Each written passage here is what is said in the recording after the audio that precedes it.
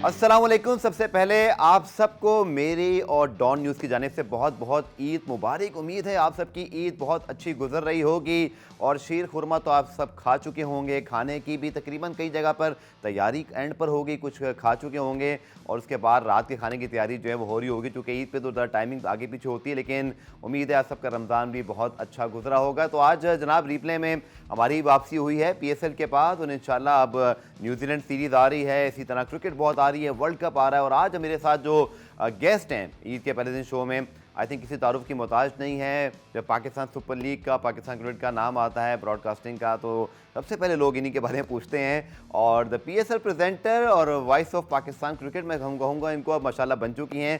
ज़ैनब अब्बास साहिबा इस वक्त हमें लाहौर से ज्वाइन कर रही हैं। बहुत शुक्रिया ज़ैनब। अस्सलाम वालेकुम। सबसे पहले आपको ईद मुबारक। अस्सलामुअलैकुम गफ़ार, मेरी तरफ से भी आपको, आपकी सारी टीम को और जो भी सुन रहे हैं, देख रहे हैं, उनको बहुत बहुत ईद मुबारक। पहले तो ये बताएं, क्रिकेट की बातें तो हमने करनी है क्योंकि उसके बगैर हम रह नहीं सकते, लेकिन कैसी गुजरी है ईद, रमज़ान कैसा गुजरा? और इस बार तो मुझे तो कराची में तो हमें थोड़ी सी आखिर में गर्मी महसूस हुई, बट सुना है लाहौर में मौसम बड़ा शानदार रहा। जी, बीच में बारिशें वगैरह होती रही हैं जिसकी वजह से टू बी ऑनेस्ट रमज़ान इतना बुरा नहीं था, like in terms of the heat. Hmm. And कुछ मैचेस के दौरान रमज़ान हुआ, इसलिए हम वहाँ पे थे कराची में। But hmm. When I got back तो उसके बाद मुझे मौका मिला कि रमज़ान में आराम से घर में गुजार सकूं और ईद भी अपनी फैमिली के साथ, अपनी फ्रेंड्स के साथ। जो कभी-कभार मुश्किल हो जाता है, कभी-कभार कोई टूर आ जाता है, कुछ हो जाता है। So I think I am enjoying the fact कि ये वाली ईद जो है ये घर पे है। सो PSL शुरू में कैसा रहा? चूंकि इस बार तो रमज़ान के शुरू में अनएक्सपेक्टेड हमारे लिए, सबके लिए PSL था। कराची में आपसे मुलाकात भी हुई, वहाँ मैचेस भी हो रहे थे। तो मुझे लगता है कि एक मज़ा और दुबाला हो जाता है। नो कि जो फैमिली से दूर है, जैसे आपको लाहौर से ट्रैवल करना पड़ा, उनके लिए थोड़ा ज़रा मुश्किल ज़रूर होता है, लेकिन क्रिकेट मिल जाए और वो भी अफ्तार के बाद, जो कराची का ट्रेडिशन है, तो that was a very cool sort of thing. मज़ा आया उसका PSL का भी इस बार। बिल्कुल, आई थिंक कि ओवरऑल देखें जिस तरह का फाइनल हुआ, जिस तरह का हम्म। क्राउड आया एंड में, तो कुछ मैचेस तो रमजान में हुए थे, उसकी वजह से हुआ ये था जैसे कि सबको पता है कि 9 बजे मैच शुरू हो रहा था हम्म। एंड बहुत से लोग इबादत वगैरह में मसरूफ थे। हम्म। फिर आहिस्ता आहिस्ता जब चीजें सेटल हुई तो एंड में फाइनल बहुत अच्छा हो गया। So overall I think we had a great PSL। देखा जाए जिस किस्म के मैचेस वगैरह देखे थे, और एंड भी जो है अच्छा हुआ, पूरा फुल हाउस था। बीच में कुछ मैचेस में कमी थी, लेकिन आई थिंक एंड में आ गया क्राउड और लिटरली जिस तरह नॉर्मली होता है PSL का जी फाइनल, जी। उसी तरह का हमने हमें देखने को मिला। बिल्कुल जी, मैं ज़रूर बात करूँगा क्रिकेट पे, लेकिन बताएं कि आपके साहबज़ादे, उनको भी आपने क्या ये तैयार व्यार करके कहीं अभी छुपाया हुआ है कि वो ये जहाँ पहुँच के तंग ना करें? उनके साथ ईद कैसी गुजरी? माशाल्लाह एक आध तस्वीर आपने डाली, वैसे भी ज़्यादा आपने दिखाया नहीं भी लोगों को, लेकिन बड़े क्यूट हैं। तो कैसी उनके साथ ईद गुजरी है? मेरी तो ईद अब उन्हीं के साथ गुजरती है गफ़ार। जी एक जी। वो ज़माना था जब हम लोग खुद बहुत तैयार होते थे और बहुत मतलब ईद की एक्साइटमेंट होती थी। But I think now Eid is for kids, it's for children. Hmm. मेरे लिए, क्योंकि ऑब्वियसली अब मेरा एक बेटा है और मुझे आधा टाइम तो उसी में लग जाता है कि मैंने उसको तैयार करना है उसको। और वो मौजूद भी इस वक़्त इसलिए नहीं क्योंकि वो बहुत मसरूफ़ हैं। वो अपनी ईदी कलेक्ट करने में मसरूफ़ हैं, इसलिए अब वो मुझे इतनी लिफ्ट नहीं कराएँगे। लेकिन ये ज़रूर है कि it's a lot of fun उनकी खुशी देखना, उनकी ईदियाँ देखना, उनकी उनका तैयार होना देखना, यही मेरे लिए अब ईद है। बिल्कुल जी। और बच्चे जो हैं वो उनको देख के ईदी का मज़ा भी आता है ईद देने के। लेकिन ज़ैनब, क्या अभी भी ईदी लेने का भी कोई आपका प्रोग्राम बनता है? ज़ाहिर बात है, अब वो जैसे हम कहते हैं ना बच्चों को, जी हम भी अपने अम्मा अब्बा के बच्चे ही हैं, तो ईदी तो हमें भी मिलनी चाहिए। देखिए, अब हम बड़े हो गए हैं, अब हम सीनियर रोल में आ गए। जूनियर बिल्कुल। रोल में बहुत मिलती थी ईदी, अब सीनियर रोल में देना ज़्यादा लाज़मी है। सो मेरी तो जो आधी ईदी है, वो हम्म। जो मुझे मिलती है, वो आगे डिस्ट्रीब्यूट हो जाती है बिकॉज़ बच्चे इतने ज़्यादा हैं फैमिली में, नेफ्यूज़, नीसेज़। हम्म। तो आई थिंक वो डायनामिक चेंज हो जाती है। एक ज़माना था जब मुझे बहुत मिलती थी, अभी भी मिलती है फ्रॉम हम्म। लाइक ताया हो गए बड़े या कोई जिस तरह से वो है फैमिली में। हम्म। लेकिन ज़्यादा तो मेरा ख़्याल है तैमूर इस वक़्त सबसे ज़्यादा आगे है इस मामले में। उसकी जो ट्रेजरी है वो बहुत फुल है इस वक्त। चले ज़बरदस्त। अल्टीमेटली वो कहते हैं ना, बचपन में जैसे हमारी अम्मी बड़े प्यार से बोलती थी बेटा कितनी ईदी, तो आखिर में अगर माँ बाप के पास ही आते हैं तो फिर मज़ा हो जाते हैं। लेकिन खैर ये तो खैर उनकी खुशी देखने वाली होती है। लेकिन ये बताएं कि जैसे हम, मुझे कभी कभी ना ख़ानदान में बड़ी अजीब किस्म की कोई रिक्वेस्ट कर देता है कि जी कोई वीआईपी पास चाहिए, कोई कहता है बाबर आजम से मिलवा दें, कोई कहता है डैरन सैमी से मिलवा दें, आपके तो बड़े करीब होंगे। तो कभी आपकी किसी भांजी भतीजी ने ईदी से पहले फरमाइश तो नहीं की कि बाबर आजम के साथ ही तस्वीर खिंचवा दीजिएगा, को ऑटोग्राफ ला दीजिएगा? ये वाली ईदी तो नहीं मांगी किसी ने? ये वाली ईदी हो चुकी भी है और मैं बहुत दफा कर चुकी भी हूँ। आपको पता ही है, बैट साइन करा दें, ये कर दें। मेरा बेटा जो है वो he is now growing up, तो उसको सारे नाम भी आना शुरू हो गए हैं और वो देख के मैं उसको बताती हूँ, एजुकेट करती हूँ कि देखो ये बाबर है, ये शाहीन है, ये नसीम है, हमारे स्टार्स हैं। तो अब आप सोचें, हम कभी गुजर रहे हो रास्ते में, कहीं ईद के लिए कहीं निकले और बिलबोर्ड पे कोई आ जाए तो वो फौरन पहचान लेता है, बताता है मामा नसीम शाह। कल उसने मुझे ये गुजरते गुजरते कहा, तो मैंने कहा वाह जी तुम्हारी बड़ी मेमोरी है, लेकिन तुम सही ट्रैक पे जा रहे हो। अच्छा, जैसे कपिल शर्मा ने बड़े मजे के सवाल किया था, बोलते हैं जी आपने अमिताभ बच्चन को बोलते हैं एक दफ़ा शो में कि आप जब अपने घर में घूम रहे होते हैं, अचानक किसी शीशे के सामने आए तो आप ये नहीं बोलते ओह मेरे घर में अमिताभ? तो वो सब अमिताभ हंस पड़े, ये कैसा सवाल था? तो कहीं तैमूर ने भी तो ये तो नहीं कहा ओह ये तो मेरी अम्मी है? बस वो देख चुका हुआ है और ये है कि वो फिर ज्यादा नहीं देखते, बिकॉज अभी वो एक तो छोटा है और दूसरा ये है कि फिर वो मिस करना शुरू हो जाता है। इसलिए मैं कोशिश करती हूँ कि आमना सामना ना हो, टाकरा ना हो, बेहतर है कि वो अपना बिजी रहे अपने खेल कूद में। अच्छा, आपको देख कर उससे पहले हमने देखा बिस्मा मारूफ की जब जब औलाद मिली तो हमने देखा कि उनको थोड़ी प्रॉब्लम भी हुई। आपको याद है किसी एक गेम में इजाज़त भी नहीं थी। तो ज़ैनब, आपसे जब पहली मरतबा मुलाकात हुई थी, मुझे याद है आपने कहा बड़े मुश्किल से मैं जो है ना वो एक आध दिन के लिए कराची आई हूँ। लेकिन अब कैसे आप मैनेज करती हैं? जो वर्किंग वुमेन, आप उनके लिए बड़ी एक आइडियल भी हैं, बच्चियाँ आपको देखती हैं, लड़कियाँ आपको देखती हैं, बनना चाहती हैं। सो अब मैनेज करना रियलिस्टिकली आसान हो जाता है जब औलाद हो जाती है, थोड़ा या मुश्किल हो जाता है? नहीं, आसान तो बिल्कुल भी नहीं होता, बिकॉज औलाद जैसे जैसे बड़ी होती जाती है उनकी डिमांड्स जो हैं वो और ज्यादा होती जाती हैं। तो मुझे लगता है कि जब ये अब मैं कभी कभार सोचती हूँ कि जब ये बहुत बेबी था और मैंने कुछ काम किया था कोई सीरीज वगैरह पे, तो मुझे लगता था बहुत ज्यादा आसान है क्योंकि वो चुप करके सोता रहता था और जागता सोता ज्यादा नहीं था, बस दूध छूट पीता था। अब वो बकायदा बातें करता है, he wants to know where I am, कि मैं कहाँ जा रही हूँ, कब वापस आऊंगी। उसको बताया हुआ है, बस कहा हुआ है कि मामा काम पे गई हैं, ऑफिस गई हैं, इस तरह की लाइंस यूज होती रहती हैं उसके लिए। लेकिन ऑब्वियसली उसकी डिमांड जो है वो ज्यादा हो गई है in terms of me being around, या फिर बिल्कुल।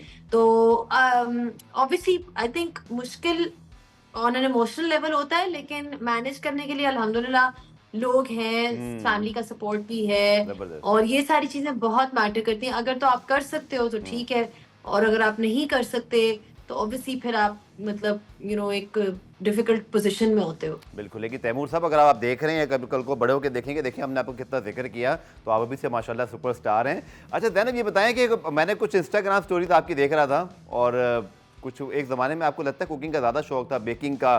तो क्या ईद पे कुछ खास बनाती हैं, आपका दिल करता है, या सिर्फ खाने की हद तक, या किचन में जाके सुपरवाइज करती हैं कि भाई ये बनना चाहिए? कितना शौक है मतलब बनाने का या बनवाने का?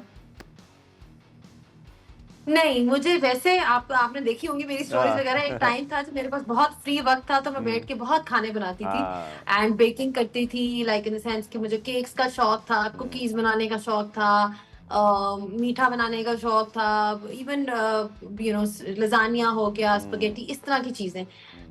लेकिन ईद पे ऑनेस्टली टाइम नहीं होता और उसका रीजन ये है कि हम obviously we go and meet all the family relatives, तो जितने भी रिश्तेदार हैं उनके घरों में जाना और फिर इस तरह करके, तो obviously वो शीर कोरमा वगैरह तो बनता ही है घर पे, लेकिन मेरी कंट्रीब्यूशन ईद के दिन ज्यादा नहीं होती, मेरी कंट्रीब्यूशन ज्यादा खाने में होती है। कुरान में वक्त हुआ एक ब्रेक का, ब्रेक से वापस आकर मजीद बात करेंगे ज़ैनब।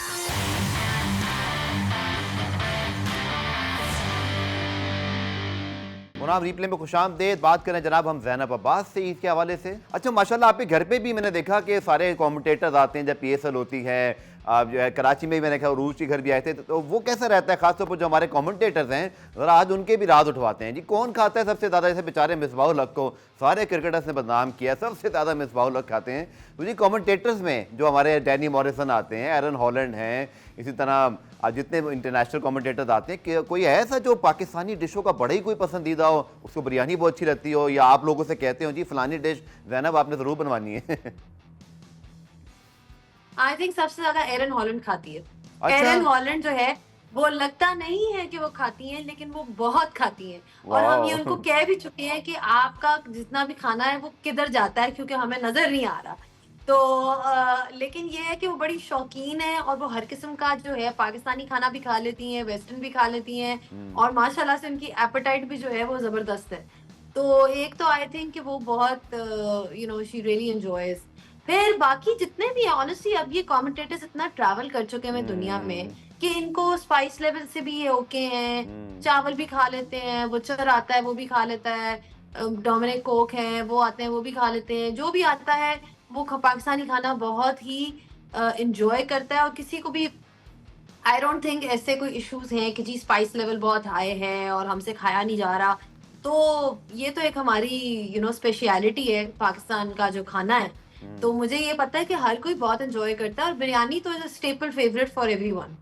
सही। तो वो जो हमारे यहाँ कराची लाहौर की, आपको याद है ना मोइन अली ने, तो देखें मैं कराची में बैठ के बहुत प्राउडली कह सकता हूँ कि उन्होंने हमें वोट दे दिया था और लाहौर वालों को थोड़ा सा नाराज कर दिया। लेकिन ज़ैनब इनमें से कोई खास तौर पर कौन ज़्यादा डिस्कस करता है जी यहाँ का फूड अच्छा है? आप लोग के साथ तो मैं देखा जब आप लोग थोड़ा सा रिलैक्स टाइम होता है कमेंट्री में तो बड़ा कुछ चल रहा होता है। एक ज़माने में यार डफ मैच भी हो रहे होते थे, वो मुझे आपका ग्रांड टीलेट और अजहर वाला वो भी याद है, वो ड्रामे वाला भी बड़ा ज़बरदस्त था। So it is lot of fun. और सबसे अच्छी बात यह है कि हमारे मुल्क में ये चीज़ें बड़े अरसे के ब्रेक के बाद आई हैं, तो इसलिए अच्छा लगता है कि जब ये सारे फॉरेन कमेंटेटर्स आके उसको एंजॉय करते हैं और हमारे साथ घुल मिल जाते हैं। बिल्कुल वो तो आपको पता ही है, they really enjoyed, we love having them here. आपको पता है हमारी हॉस्पिटैलिटी तो फिर दुनिया में हमारा एवरीबडी नोज कि हॉस्पिटैलिटी पाकिस्तान के लोगों की कैसी है। तो जब ये लोग आते हैं तो इनको भी दिल चाहता है कि हम कहीं बाहर जाएं, कोई एक आध दफा कोई अच्छा सा कोई बर्गर खा लें, कोई अच्छी सी अगर पाकिस्तानी खाना है तो कोई कल्चरल एक्सपीरियंस है। जिस तरह लाहौर में बादशाही मॉस्क के साथ कुछ रेस्टोरेंट्स हैं, जी जी जी। तो वहाँ पे ये लोग बहुत एंजॉय करते हैं। जब भी आते हैं they want to see the scenic views.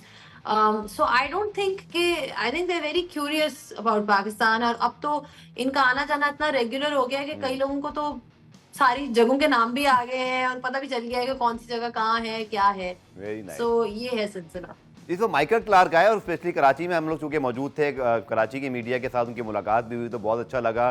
Big name, farmer cricketer, former captain Australia, world cup winning captain, और इसी तरह बहुत सारी उनकी अचीवमेंट। तो हाउ वाज दैट एक्सपीरियंस? क्योंकि हर दफ़ा एक नया एडिशन होता है। Michael Clarke definitely one of the voice, जो कि बहुत अच्छी कॉमेंट्री भी उनकी हमने एंजॉय की। तो great to have him in the PSL। नहीं, absolutely great to have him, and I thought he was very जिसे कहते हैं ना कि इन्वॉल्व्ड। तो वो पूरे टीम प्लेयर थे, वो बहुत एक अच्छी एक्सपेक्टेशन के साथ आए of what he was expecting the quality of cricket. एक आध दफा वो शायद उन्होंने एंजॉय भी किया सबके साथ गैदरिंग होटल के अंदर ही। और उसके अलावा he really had a good time. I mean उनको कोई बहुत रिलैक्स्ड रहते हैं वो, तो उनके साथ ये बहुत अच्छा था। उनके साथ काम करने का भी बहुत मजा आया, क्योंकि ऑब्वियसली तो उनकी एक इनसाइट है being captain, x captain of Australia, वो बहुत फन एज वेल। तो वो मजा भी करते हैं, मजाक भी उनके साथ चल रहा था, हंसी मजाक भी, वैसे भी he was enjoying it. So I think it was a wonderful edition, and I think he had a great time. और मुझे सबसे अच्छी चीज़ ज़ैनब उनकी लगी कि नेशनल कराची में तकरीबन 100 के करीब तो हमारे मीडिया वाले, हमारे सारे दोस्त जिनमें मैं भी शामिल हूँ, आई एम आल्सो गिल्टी, कि भाई वो इतने बड़े प्लेयर पहली दफ़ा आए, सेल्फी तो होनी चाहिए। और वो हर दफ़ा मुस्कुरा के सेल्फी दे रहे थे। मैं बड़ा इंप्रेस हुआ। मैंने कहा आपको, मैंने उनको खास तौर पर बोला, मैंने कहा ये आपकी बड़ी अच्छी बात है, बल्कि मैंने ट्वीट भी किया था कि हर सेल्फी इतने प्यार से सेल्फी, मतलब जैसे कि ना वो खुश हैं। तो that was great to have him. चलें जी, कुछ बात करते हैं ज़रा पाकिस्तान क्रिकेट की। बहुत कुछ अब आएगा, अभी हम ईद एंजॉय कर रहे हैं, लेकिन एकदम से न्यूजीलैंड सीरीज आएगी, फिर वर्ल्ड कप का साल है, फिर हमारा PSL अभी गुजरा। So lot of cricket happening. लेकिन जो हमारे क्रिकेट बोर्ड में बहुत सारी तब्दीलियां हुई, फिर बाबर की वापसी, Shaheen, so lot of happening in the recent past, बल्कि अभी तक हम उसको समझने की कोशिश कर रहे हैं कि ये हो क्या रहा है और आगे इसका इम्पैक्ट अच्छा होगा। अल्लाह करे अच्छा ही हो, हम तो ये उम्मीद करते हैं। देखिए पाकिस्तान क्रिकेट को सबसे ज्यादा जो एक चीज की जरूरत है वो है stability. Hmm. So I think जो भी ये डिसाइड करें, जो भी डिसीजन लेते हैं, अब इन्होंने चेंज किया है, बाबर को बनाया है, अब ये नहीं हो सकता कि आप दो एक आध सीरीज के बाद कहो कि अच्छा चलो अब बाबर तुम हट जाओ, अब कोई और आ जाए। ये जो चीज होती है ना, ये प्लेयर्स को भी इम्पैक्ट करती है।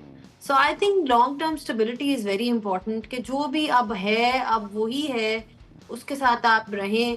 क्योंकि इनको ये फैसले कर, जब इन्होंने ये फैसला किया था कि शाहीन को रखना है, बाबर को हटाना है, उसके बाद फिर अब शाहीन को हटाना है, बाबर को वापस लाना है, तो जो सुन रहा है, जो तीसरा बंदा सुन रहा है, वो यही कहेगा कि ये क्या हो रहा है, कभी कोई आ रहा है, कभी कोई जा रहा है। तो मेरे ख्याल से स्टेबिलिटी होना बहुत जरूरी है प्लेयर्स के लिए भी, बिकॉज जब आपको पता ही नहीं है कि कल आपका कप्तान कौन है, या बिल्कुल। आपको पता ही नहीं है कि आपकी जगह है टीम में कि नहीं, आप कैसे अपना ये परफॉर्मेंस दे सकते हो।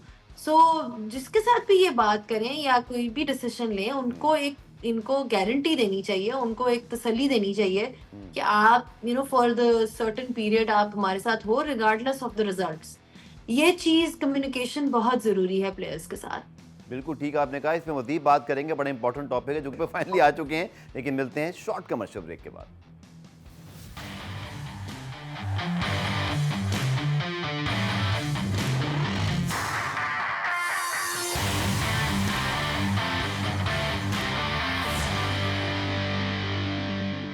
प्रोग्राम में खुशामदीद। क्रिकेट और ईद के हवाले से हम बात कर रहे हैं। ज़ैनब, जब आपने देखा, खासतौर पर जब हम वर्ल्ड कप में पहली दफ़ा भारत से जीते, या हमने वर्ल्ड कप का फाइनल खेला था बाबर के अंडर, तो ऐसा लगता जैसे एक लॉन्गिटिविटी के फ़ायदे आना शुरू हो गए थे।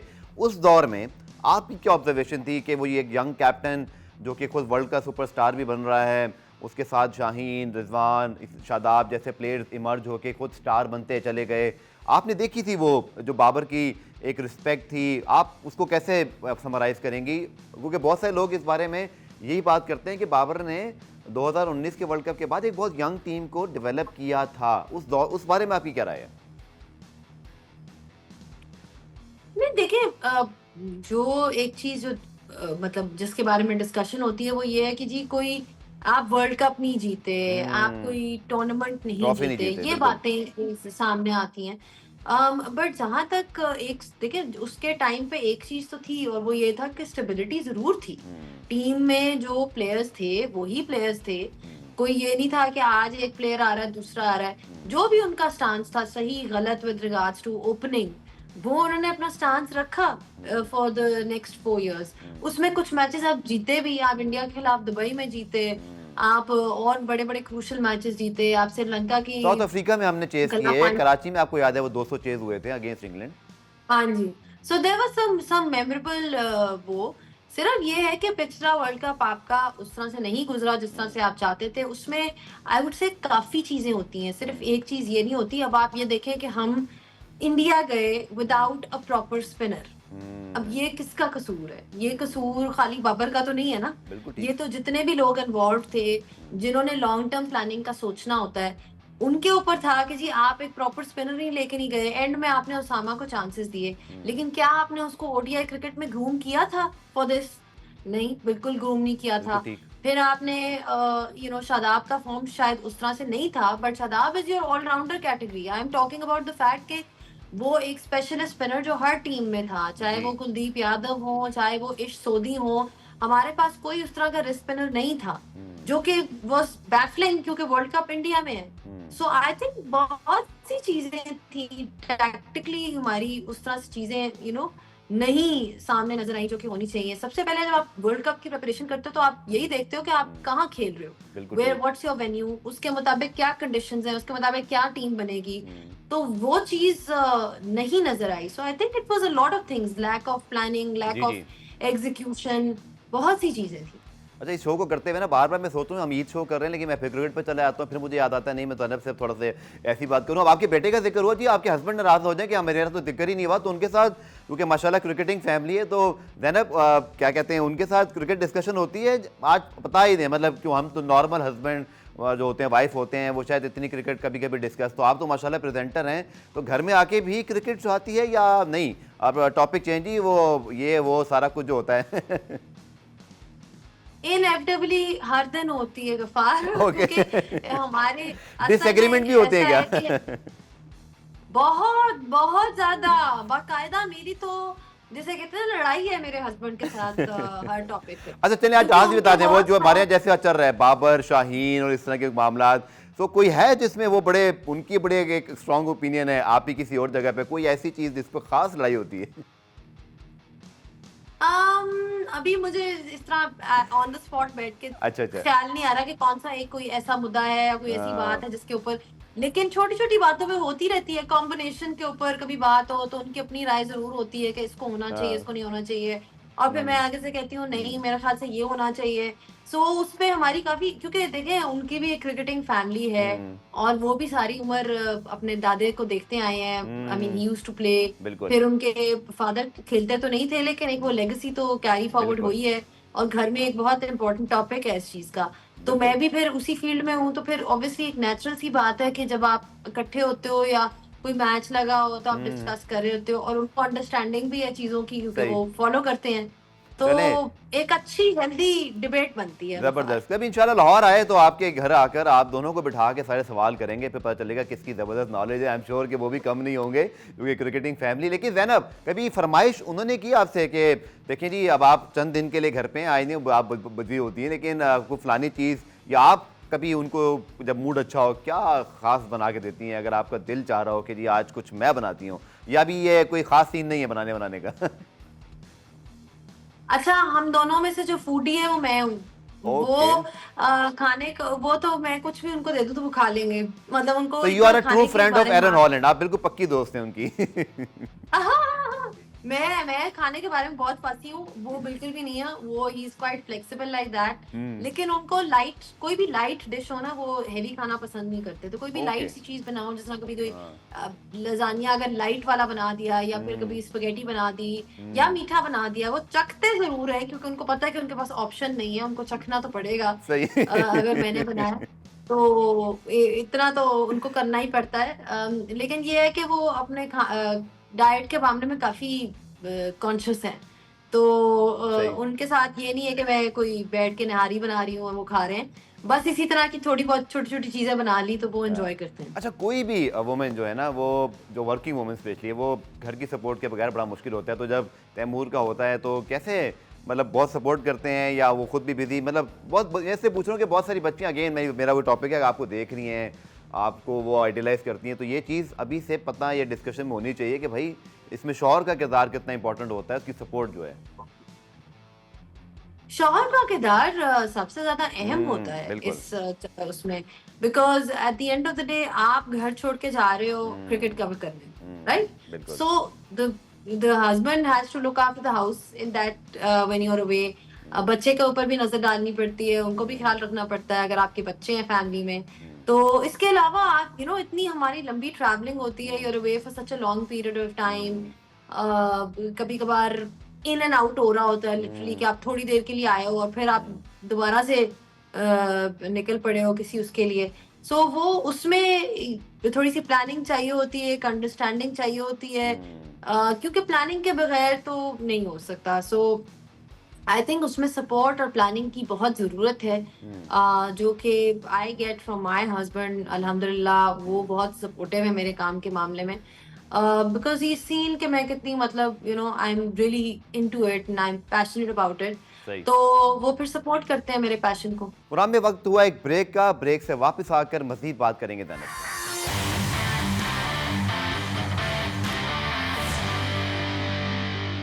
मुनाब रिप्ले में खुशामदेद, बात करें जनाब हम ज़ैनब अब्बास से ईद के हवाले से। No, world cup is coming Zainab, और वेस्ट इंडीज़ की विकटें हैं, हर टीम इस वक्त डिफरेंट फेज से गुजर रही है, बहुत सारी टीमें लगता है ट्रांजिशन में, हम तो ठीक ठाक कैप्टनसी, भारत में भी यही सीन है कि हार्दिक पांड्या, अचानक रोहित शर्मा, विराट कोहली के ऊपर भी डिस्कशन है। सो आपकी क्या राय है, कौन सी चार टीम, और इस बार तो बहुत सारी टीमें हैं, ख्याल में आपको भी बड़े प्रोफाइल पढ़ने पड़ेंगे जब हम सारे इसके प्रीव्यूज बना रहे होंगे, लॉट ऑफ टीम्स।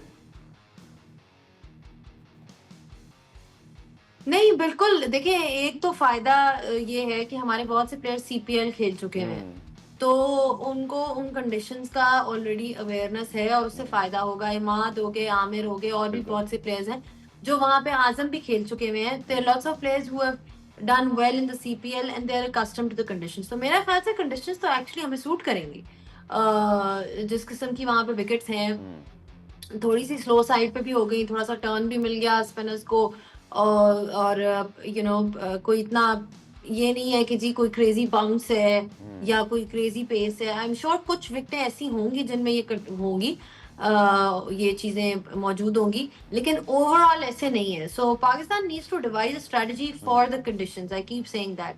अपने इनके स्क्वाड में इतने लोग होने चाहिए कि सारी इनकी बेसिस कवर्ड हो। और अभी मौका है इनके पास, कफार आगे जी सीरीज आ रही है, फिर उसके बाद इंग्लैंड भी जाना है 4 T20s के लिए।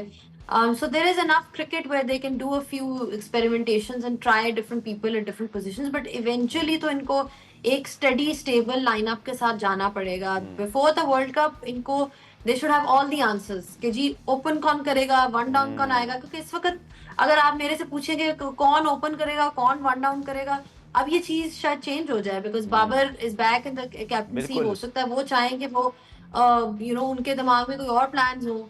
अभी तो हम देख रहे थे कि Babar was coming one down, sorry ये जो है रिजवान और बाबर का बिल्कुल इनके बीच में ही था ना कि वन डाउन कौन आएगा, बिल्कुल या ओपन साइम के साथ करना है नहीं करना है, या आपस में ओपन करना है। तो ये बड़ी काफी एक सिचुएशन है where they have to think through what is going to be the best strategy in the power play. सही। आखिरी मेरा क्रिकेट पे सवाल आपसे, India Pakistan match is coming, और इस बार तो एक बिल्कुल ही अननोन टेरिटरी, खासतौर पर पहले क्रिकेट में कहा जाता था तो ये अगर क्रिकेट में कोई बहुत मुश्किल मैच हो बहुत है एक्सप्लेन दिस टू अमेरिकन, लेकिन अब तो अमेरिका में ही हो रहा है माशाल्लाह, और बिल्कुल न्यूट्रल वेन्यू। तो how you see this Pakistan India? सबसे पहले तो ये शुक्र है ज़ैनब के हम एक मैच जीत चुके हैं, अब हमें वो नहीं सुनना पड़ता मौका मौका, अब हमें वो पटाखे ना फाड़ने का ताना नहीं मिलता। तो एक मैच हम वर्ल्ड कप का जीत गया, तो इससे आई थिंक वो ब्रेक तो हुआ, कम से कम आइस ब्रेक हुई, तो आई थिंक थोड़ा रिलैक्स उतरेंगे अब मतलब। नहीं, एब्सोल्युटली आई थिंक देखें, इंडिया पाकिस्तान चाहे न्यूयॉर्क में हो चाहे दुनिया के किसी कोने में हो, मेलबर्न में भी था, it's always high octane, high entertainment and high pressure.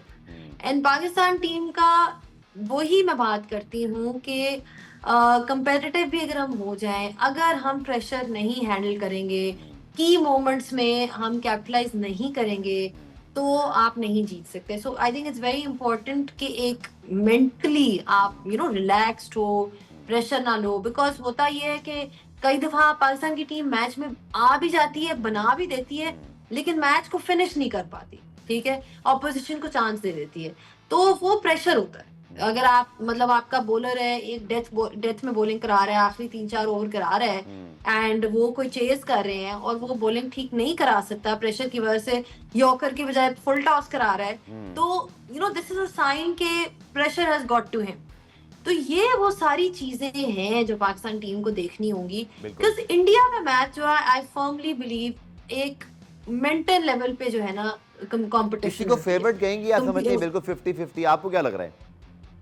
नहीं, मैं किसी को फेवरेट नहीं कहूंगी, मैं किसी को फेवरेट नहीं कहूंगी, because I like I said, मेरे लिए दोनों टीम्स बहुत टैलेंटेड हैं, और पाकिस्तान की टीम को भी मैं हल्का नहीं लूंगी, क्योंकि पाकिस्तान की टीम के अंदर टैलेंट तो है। बिल्कुल देखें आपकी बॉलिंग लाइनअप वगैरह, इट्स जस्ट कि आपने अपनी स्ट्रेटजी डिवाइस करनी है, आपने अपनी टैक्टिक्स को ठीक तरह हैंडल करना है, क्योंकि ये चीजें ज्यादा मैटर करती हैं for India Pakistan game as oppose to कि कौन खेल रहा है। सो I think it's 50-50. Whoever handles pressure better on the day will win.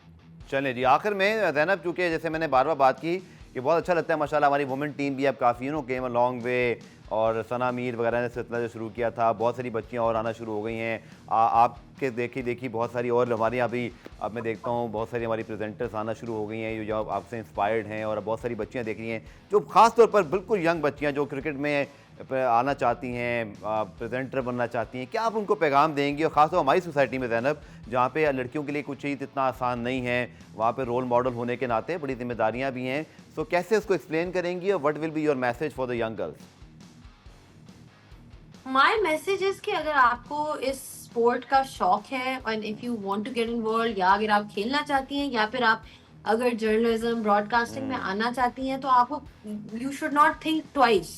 जहाँ तक चैलेंजेस की बात है, जहाँ तक सपोर्ट की बात है, अगर आपको अपने सब्जेक्ट के बारे में पता है, अगर आप पैशनेट हो उस चीज के बारे में, तो आई डोंट थिंक कि अब टाइम्स बदल गए हैं, आहिस्ता आहिस्ता टाइम और मजीद बेहतर हो रहे हैं खवातीन के लिए to get involve in sports. So I feel कि आपको you should be focused, that is the most important thing, कि जो भी आपका गोल है कि मैंने ये करना है, ये करना है, ये करना है, आप उसकी तरफ काम करें, मेहनत करें. ठीक। क्रिकेट की अंडरस्टैंडिंग बहुत जरूरी है. सो ये सारी चीजें मैटर करती हैं. बहुत शुक्रिया ज़ैनब, और उम्मीद है कि आप सबकी ईद बहुत अच्छी गुजर रही होगी. जैसे मैंने कहा कि बस ईद की जैसे ही हमारी ये तातीलात ख़त्म होंगी, न्यूजीलैंड पाकिस्तान सीरीज़ स्टार्ट होगी और इंशाल्लाह पूरा हम रीप्ले में आने वाले दिनों में हम पूरी तरह तफसीली बात करेंगे. और पाकिस्तान न्यूजीलैंड सीरीज़ के हवाले से वर्ल्ड कप का बिल्डअप भी है. So again have a wonderful Eid everyone, और इंशाल्लाह ईद के हवाले से और प्रोग्राम में मज़ीद जो न्यूजीलैंड सीरीज़ से बात करने के लिए आपके साथ कल भी हाजिर होंगे. तब तक के लिए अल्लाह हाफ़िज़.